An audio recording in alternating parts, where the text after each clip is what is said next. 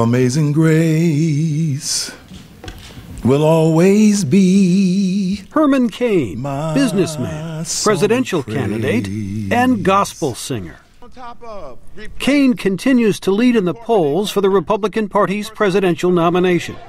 But his campaign has become engulfed in fending off allegations of sexual harassment from at least 2 women in the late 1990s, a major distraction for an untested political newcomer. Don't even bother. It's a good question, though, about this confidentiality. About the fact that these women do want to... What did I say? Excuse me. Gentlemen. Excuse me. Cain was head of the National Restaurant Association at the time the allegations were made. I have never sexually harassed anyone, and those accusations are totally false.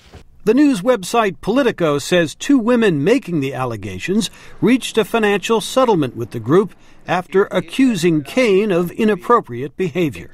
Cain has shot to the top of the Republican field through a combination of straight talk and a likable personality. A foreign foggy policy crisis, a moral crisis, and the biggest crisis we have is a severe deficiency of leadership, in my opinion, in the White House. Quinnipiac University pollster Peter Brown. People like him.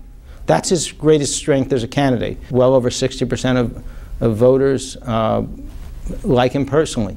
That's a good thing for a candidate. Even his rivals like him, including former House Speaker Newt Gingrich. I mean, here's Mitt Romney with all this money, and here's Herman with his big smile.